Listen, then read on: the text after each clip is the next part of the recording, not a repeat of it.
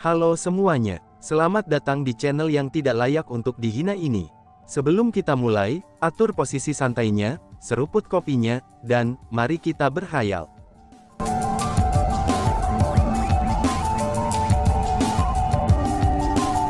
Melanjutkan cerita sebelumnya, tidak lama setelah Ying Mingqiao dan yang lainnya kembali ke kota pahlawan, kepala Immortal Sword School dan kepala kuil Buddha Surgawi tiba di kota pahlawan.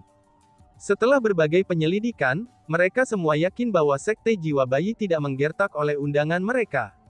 Lebih jauh lagi, undangan mereka tidak hanya dikirim ke faksi-faksi besar, praktis semua kekuatan di alam biasa 100 perbaikan telah menerima undangannya.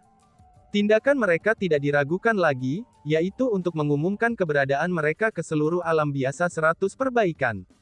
Selain itu, mereka menggunakan nama upacara kultivasi besar untuk mengundang semua orang. Pada saat ini, Ying Mingqiao dan yang lainnya menjadi bingung. Mereka tidak tahu persis apa yang direncanakan Sekte Jiwa Bayi. Namun satu hal yang pasti adalah, berdasarkan pemahaman mereka tentang Sekte Jiwa Bayi, undangan Sekte Jiwa Bayi itu jelas tidak sesederhana yang muncul di permukaan. Pada akhirnya, pasukan sekutu memutuskan untuk mempertaruhkan segalanya dalam satu serangan. Mereka menyerah membela kota-kota mereka, dan mengumpulkan semua pasukan tempur terkuat mereka untuk langsung menyerang Sekte Jiwa Bayi. Kemenangan atau kekalahan akan ditentukan oleh pertempuran yang satu ini. Saat ini, pasukan sekutu terkuat dikumpulkan di kota pahlawan. Tentara ini terdiri dari orang-orang dari kota pahlawan, kuil surgawi Buddha, Akademi Pedang Abadi, dan banyak kekuatan dua tingkat yang mulai bergerak menuju markas Infant Soul Sect. Berbagai kekuatan lain dari Hundred Refinements Ordinary Realm juga mulai berjalan menuju Sekte Jiwa Bayi. Meskipun kecepatan mereka jauh lebih rendah daripada tentara sekutu, tapi mereka berangkat ke Sekte Jiwa Bayi lebih cepat dari tentara sekutu. Mereka semua adalah orang-orang yang tidak mengetahui kebenaran. Mereka belum pernah mendengar tentang Sekte Jiwa Bayi sebelumnya. Undangan yang tiba-tiba membuat beberapa dari mereka merasa bahwa itu adalah kekayaan yang jatuh dari langit. Adapun orang lain, mereka merasa bahwa ini hanyalah penipuan. Selain itu, terlepas dari bagaimana perasaan mereka, terlepas dari seberapa skeptisnya mereka, mereka semua memutuskan untuk memeriksa semuanya. Karena bagaimanapun, ini adalah sesuatu yang berkaitan dengan kultivasi mereka. Tak satu pun dari mereka yang ingin melewatkan kesempatan ini.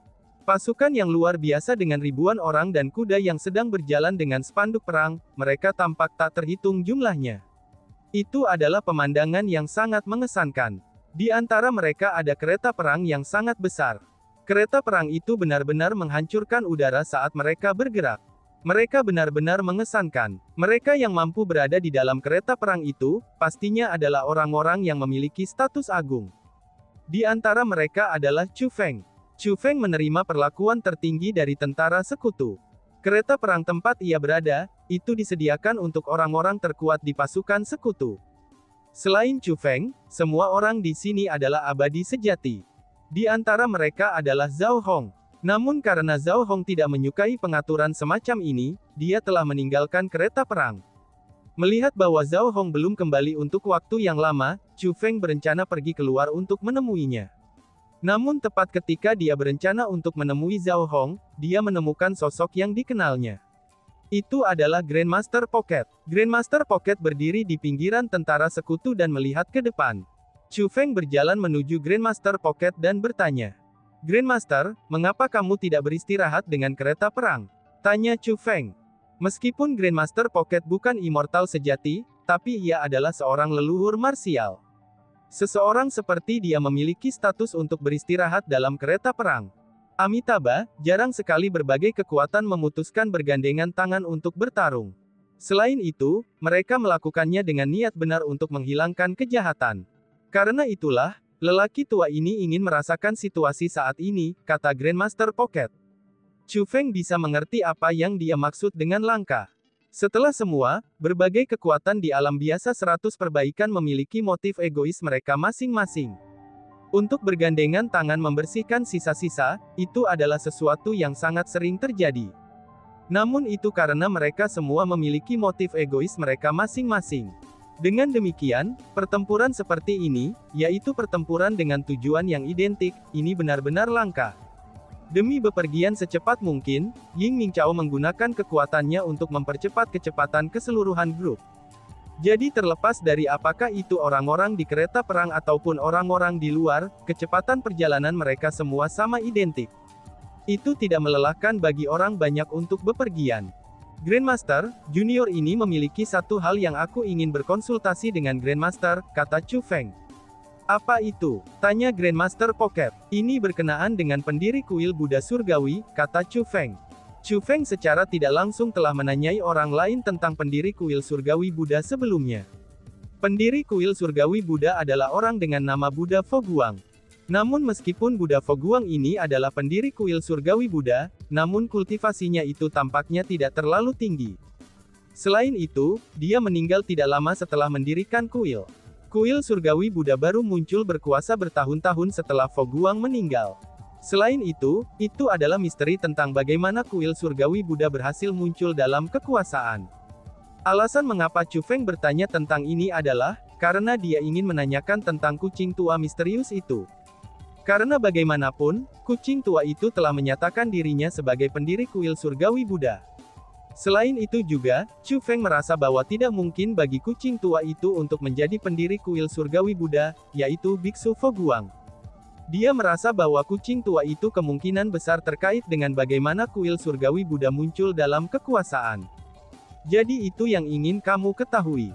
Secara alami, pendiri kuil Surgawi Buddha kami adalah Abbot Foguang. Itu adalah sesuatu yang diketahui semua orang. Setelah mengucapkan kata-kata itu, Grandmaster Pocket tersenyum lebar. Dan kemudian, dia berkata kepada Chu Feng. Aku percaya itulah yang ingin diketahui oleh Chu Feng, tambahnya. Chu Feng memperhatikan bahwa pembentukan formasi kedap suara secara diam-diam telah menutupi mereka berdua, itu saat Grandmaster Pocket mengucapkan kata-kata itu. Dengan kata lain, pembicaraan antara mereka berdua tidak dapat didengar oleh orang lain sejak saat ini. Melihat bahwa Grandmaster Pocket telah melihatnya, Chu Feng tidak mencoba bertele-tele lagi. Sebagai gantinya, dia langsung bertanya, Grandmaster, apa yang ingin aku ketahui adalah, orang yang membantu kuil Surgawi Buddha muncul dalam kekuasaan, ucap Chu Feng. Aku tahu itu yang ingin kamu tanyakan. Itu juga bisa dimengerti. Lagi pula, banyak orang ingin tahu tentang masalah itu. Namun, itu adalah rahasia kuil Surgawi Buddha kita, kata Grandmaster Pocket. Mendengar kata-kata itu, hati Chu Feng tenggelam. Karena itu adalah rahasia mereka, maka sudah jelas bahwa dia tidak akan dapat memperoleh informasi hari ini. Namun tepat pada saat ini, Grandmaster Pocket tersenyum dan berkata, namun, Lord Abbot mengatakan kepada kami sebelumnya bahwa, jika kamu ingin tahu tentang masalah ini, kami dapat memberitahu kamu tentang hal itu. Hanya ada suatu kondisi. Itu artinya, kamu harus menjaga kerahasiaan masalah ini, ucap Tetua Pocket. Junior ini pasti akan menjaga kerahasiaan masalah ini, kata Chu Feng. Ngomong-ngomong, kamu mungkin merasa itu tidak bisa dipercaya. Yang lain pasti berpikir bahwa itu adalah pakar alam atas yang membantu kuil Surgawi Buddha kita muncul dalam kekuasaan. Mereka semua pasti berpikir bahwa itu adalah biksu yang abadi, dan berbudi luhur yang membantu kami. Selain itu, tidak ada alasan bagi mereka untuk memberikan bantuan kepada kuil suci kita. Namun kenyataannya adalah, bukanlah seorang suci saleh yang membantu kuil Surgawi Buddha kita muncul dalam kekuasaan. Dan bahkan, dapat dikatakan bahwa individu yang membantu kami juga bukan manusia. Tapi sebaliknya, itu adalah kucing, kata Grandmaster Pocket. Benar saja, kucing tua itu. Chu Feng, cepat tanyakan padanya tentang kucing tua itu, si ratu berbicara dengan penuh semangat. Kucing tua itu terlalu misterius. Dia tidak hanya merenggut warisan Zhan Haichuan, tetapi juga merampas slip bambu pemberian dewa. Kucing tua itu sangat kuat dan licik. Yang paling penting adalah, kucing tua itu juga menculik Sueji. Tidak ada yang tahu apa yang direncanakan untuk dilakukan. Dengan demikian, baik Chu Feng maupun si ratu ingin tahu asal-usul kucing tua itu. Kucing, kenapa itu kucing? Mungkinkah itu binatang buas? Bakas Chu Feng. Meskipun Chu Feng sudah bertemu kucing tua itu sebelumnya, itu sudah jelas bahwa orang-orang dari kuil Surgawi Buddha tidak tahu tentang interaksi antara Chu Feng dan kucing tua itu. Dengan demikian, Chu Feng secara alami harus berpura-pura tidak tahu tentang kucing tua itu. Individu itu mungkin binatang buas, namun mungkin juga bukan binatang buas. Karena bagaimanapun, itu sangat kuat. Ini semua berkat kucing itu, bahwa kuil surgawi Buddha kami berhasil mendapatkan kedudukan kami saat ini. Dengan demikian, kuil surgawi Buddha kami selalu menganggapnya sebagai leluhur tua kami, kata Grandmaster Pocket. Mungkinkah kamu semua tidak tahu asal-usul leluhur tua kamu? Tanya Chu Feng. Itu hanya kebetulan saja, bahwa kami mendapatkan bantuan dari leluhur tua kami. Adapun asal-usul leluhur tua kami tidak tahu apa-apa tentang itu.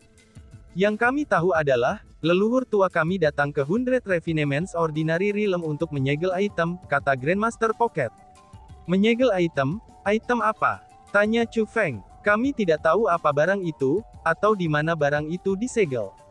Yang kita tahu adalah, bahwa leluhur tua kita menyebutkan bahwa benda itu bukanlah sesuatu dari 100 alam biasa penyempurnaan. Itu berasal dari dunia luar, dan memiliki sifat yang sangat haus darah dan kejam. Leluhur tua kami memberi tahu kami bahwa, jika item itu membebaskan diri dari segelnya, seluruh 100 alam biasa Refinements akan jatuh ke dalam bencana, dan semua orang di 100 alam biasa Refinements akan terbunuh.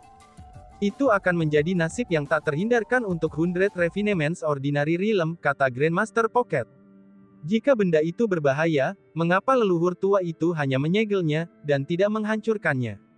Bagu leluhur tua itu untuk menyegelnya di alam biasa 100 Refinements, bukankah itu akan menempatkan bahaya tersembunyi di alam biasa 100 perbaikan? Tanya Chu Feng. Leluhur tua kita mengatakan bahwa, barang itu memiliki hubungan sebelumnya dengannya. Karena itulah, leluhur tua tidak mau membunuhnya, dan memutuskan untuk menutupnya. Adapun masalah item itu menjadi bencana, kepala kuil kami saat itu juga bertanya kepada leluhur tua tentang hal itu. Adapun tanggapan dari leluhur tua, jawab Tetua Pocket. Setelah mengucapkan kata-kata itu, Grandmaster Pocket menghela nafas tanpa daya. Tampaknya dia memiliki masalah tersembunyi yang sulit untuk disebutkan. Apa tanggapannya? Tanya Chu Feng. Leluhur tua kita berkata, bagaimana mungkin kematian orang lain terkait denganku? Kata Grandmaster Pocket. Ketika dia mengucapkan kata-kata itu, dia memiliki ekspresi malu. Meskipun kucing tua itu bukan biksu Buddha, tapi ia masih berhubungan dengan kuil surgawi Buddha, dan dihormati sebagai leluhur tua mereka. Namun demikian, kuil surgawi Buddha perlu menjadi lurus dan murah hati. Dengan demikian, tanpa disengaja akan membuat mereka merasa malu untuk menyebutkan leluhur tua mereka. Setelah mendengar apa yang dikatakan Grandmaster Pocket, Chu Feng merasa itu benar-benar masuk akal. Chu Feng tidak merasa terkejut ketika dia mendengar bahwa, kucing tua itu mengatakan sesuatu seperti itu. Tapi sebaliknya, sepertinya itu akan dikatakan. Setelah itu, Chu Feng bertanya lebih banyak tentang kucing tua itu. Namun sepertinya, Grandmaster Pocket hanya memiliki pengetahuan yang terbatas. Singkatnya, kucing tua itu hanya dengan mudah memutuskan untuk membantu kuil surgawi Buddha satu kali. Dengan sifatnya yang licik, secara alami tidak akan banyak bicara tentang dirinya kepada orang-orang dari kuil surgawi Buddha. Dengan demikian, Chu Feng percaya bahwa Grandmaster Pocket tidak berbohong kepadanya, dan bahwa kuil surgawi Buddha hanya tahu sedikit tentang kucing tua itu. Meskipun Chu Feng tidak dapat memperoleh informasi yang berguna mengenai kucing tua itu, tapi Chu Feng tidak kembali untuk beristirahat dalam kereta perang. Sebagai gantinya, ia memilih tempat terpencil untuk mendirikan formasi penyembunyian untuk menyembunyikan dirinya. Chu Feng melakukan itu dengan tujuan menciptakan tempat yang tenang, sehingga dia bisa dengan hati-hati membaca grafik penyempurnaan senjata semua equilibrium. Lagi pula, jika Chu Feng benar-benar memahami buku ini, ia akan dapat membuat kemajuan dalam kultivasinya. Lebih jauh lagi, kemajuan semacam ini tidak akan menjadi satu atau dua hal saja. Tapi sebaliknya, dapat dikatakan bahwa itu akan menjadi manfaat seumur hidup. Selain itu, meskipun Chu Feng telah mendapatkan versi lengkap dari grafik penyempurnaan senjata semua equilibrium, itu masih perlu waktu baginya untuk secara sepenuh memahaminya. Sebelum Chu Feng benar-benar bisa memahami grafik penyempurnaan senjata semua equilibrium, tentara sekutu tiba di kota Chen Heavenly. Kota Chen Heavenly ini adalah kota yang diperintah oleh klan Heavenly Chen. Chen Heavenly Clan juga memiliki bloodline surgawi. Meskipun mereka jauh lebih rendah daripada klan surgawi Kong dan klan surgawi Zhou, tapi mereka adalah kekuatan tingkat 2 di alam biasa 100 perbaikan. Adapun kekuatan mereka setara dengan Sunset Cloud Valley dan Three Stars Hall.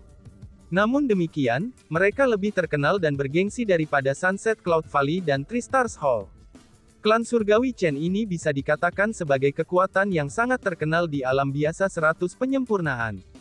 Namun dari undangan Infant Soul Sect, dan juga informasi yang diperoleh dari Old Demon Raksasa, Chen Heavenly Clan ini sebenarnya adalah markas Infant Soul Sect.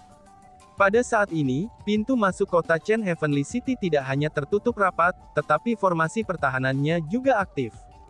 Selain orang-orang di dalam, maka tidak ada yang bisa memasukinya. Beberapa ratus ribu orang sudah berkumpul di luar kota Chen Heavenly. Mereka semua adalah orang yang datang ke sini setelah menerima undangan. Namun demikian, gerbang kota Chen Heavenly telah ditutup sepanjang waktu. Dengan demikian, mereka pun tidak bisa masuk. Jika bukan karena faktanya bahwa kata-kata Sekte Jiwa Bayi ditulis pada spanduk besar di luar klan surgawi Chen, maka kerumunan akan benar-benar berpikir bahwa mereka telah ditipu. Coba lihat, siapa orang-orang itu? Mereka benar-benar mengesankan dan membagongkan. Oh surga, itu adalah kota pahlawan, Akademi Pedang Abadi, dan kuil surgawi Buddha. Mengapa mereka mengirim orang sebanyak ini? Mungkinkah mereka juga telah menerima undangan Infant Soul Sect? Ini benar-benar tak terduga. Apa sebenarnya asal mula Sekte Jiwa Bayi itu? Itu benar-benar berhasil mengundang monster-monster besar itu, ucap kerumunan. Setelah melihat tentara sekutu yang agung dan mewah, orang-orang yang berkumpul di sini semua menjadi gempar. Setelah semua, bagi mereka kota pahlawan, Akademi Pedang Abadi, dan kuil surgawi Buddha adalah penguasa saat ini dari 100 alam biasa penyempurnaan. Sama sekali tidak berlebihan untuk mengatakan bahwa, ketiga kekuatan ini sama dengan dewa di mata banyak orang. Mereka memegang status yang sangat tinggi di hati orang-orang di alam biasa 100 perbaikan. Tidak pernah aku harapkan, bahwa klan surgawi Chen sebenarnya adalah kaki tangan untuk Sekte Jiwa Bayi. Mereka benar-benar menyembunyikan diri dengan baik. Setelah melihat spanduk bayi jiwa sekte, banyak orang mengungkapkan ekspresi kebencian dan jijik. Jika mereka tidak menyaksikan sendiri, mereka akan benar-benar merasa ini tidak terbayangkan. Alasan untuk itu adalah, karena kota Chen Heavenly Clan bukanlah tempat yang sepi. Di dalam Chen Heavenly City adalah rumah lelang. Rumah lelang itu terkenal di seluruh 100 Refinements Ordinary Realm. Dengan demikian, belum lagi yang lain dari 100 alam biasa Refinements, bahkan banyak orang dari tentara sekutu telah ke rumah lelang itu. Namun sayangnya, tidak pernah mereka menemukan hubungan antara klan surgawi Chen dan Sekte Jiwa Bayi. Dari sini dapat dilihat bahwa, Chen Heavenly Clan telah menyembunyikan hal-hal dengan sangat baik. Sekte Jiwa Bayi, aku akan melihat apa yang kalian semua rencanakan untuk dilakukan kali ini, gumam Yingming Chao. Pada saat tentara sekutu terengah-engah pada kenyataan bahwa, sebenarnya ada hubungan besar antara klan surgawi Chen dan Sekte Jiwa Bayi, Yingming Chao berjalan keluar dari kereta perangnya dan tiba di garis depan tentara sekutu. Lihatlah, itu Yingming Chao, itu Tuan Yingming Chao. Seru kerumunan si kota. Setelah Yingming Chao muncul, kerumunan berkumpul di luar Chen Heavenly Clan meledak keributan sekali lagi. Mereka tidak pernah menyangka bahwa, karakter besar seperti Yingming Chao akan muncul di sini. Lagi pula, Yingming Chao adalah ahli nomor 1 yang diterima secara umum dari 100 Refinements Ordinary Realm. Semuanya, aku akan membuat cerita panjang pendek. Sekte Jiwa Bayi ini bukanlah kekuatan yang saleh atau baik hati. Sekte Jiwa Bayi adalah sekte iblis yang telah ada di 100 alam biasa perbaikan kami selama bertahun-tahun. Mereka berlatih teknik iblis menggunakan jiwa bayi sebagai sumber daya kultivasi mereka. Selama bertahun-tahun, mereka telah membantai banyak orang tak bersalah yang tak terhitung jumlahnya.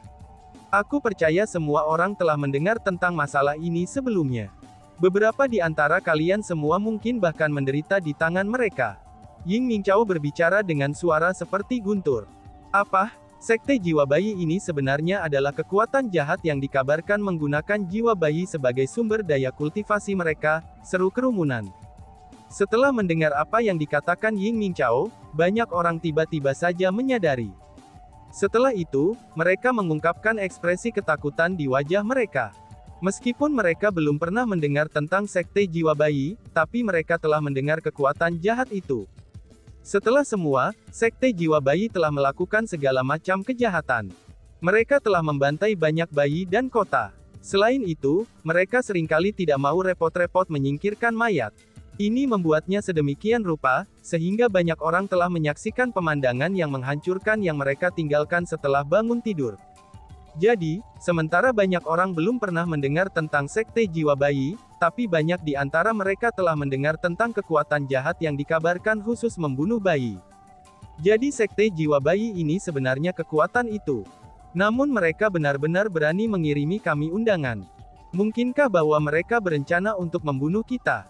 Tuan Yingming Chao, sekte jiwa bayi ini telah melakukan kejahatan yang tak terhitung jumlahnya.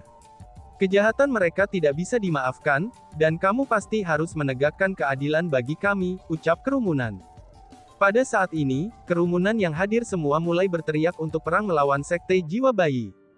Semuanya bisa percaya, hari ini, kota pahlawan kita telah datang ke sini bersama dengan Akademi Pedang Abadi, Kuil Surgawi Buddha, dan yang lainnya hanya untuk menghilangkan tumor ganas yang merupakan sekte jiwa bayi. Selain itu, mungkin semua orang tidak tahu tentang hal itu. Namun demikian, kekuatan sekte jiwa bayi tidak harus dipandang rendah. Begitu pertempuran dimulai, jatuhnya korban tidak terhindarkan. Jadi untuk semuanya, akan lebih baik bagi kalian untuk mundur dari sini agar tidak terlibat oleh pertempuran, kata Yingming Chao. Begitu Yingming Chao mengatakan kata-kata itu, orang-orang yang berkumpul di luar kota Chen Heavenly segera melayang ke langit. Seperti sekelompok burung yang ketakutan, mereka mulai terbang ke segala arah. Itu karena kata-kata Yingming Chao tidak terdengar seperti lelucon. Selanjutnya, tentara sekutu tampak sangat ganas. Dengan demikian, mereka merasa bahwa apa yang dikatakan Yingming Chao adalah kebenaran. Karena orang-orang ini adalah semua orang yang menghargai hidup mereka, maka mereka secara alami akan segera melarikan diri setelah mengetahui tentang bahaya. Tak satu pun dari mereka yang ingin terlibat dengan pertempuran, dan kehilangan nyawa mereka. Bas-bas. Tepat setelah kerumunan semua tersebar jauh dari Chen Heavenly City, pembentukan formasi di sekitar Chen Heavenly City benar-benar terbuka. Pada saat ini, semua orang dari tentara sekutu dan orang-orang yang melarikan diri semua mengalihkan pandangan mereka ke arah kota klan surgawi Chen.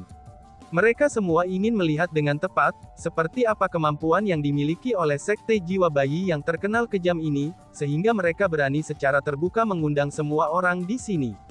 Dan tiba-tiba saja bersambung. Sekian dan terima kasih banyak. Bye-bye.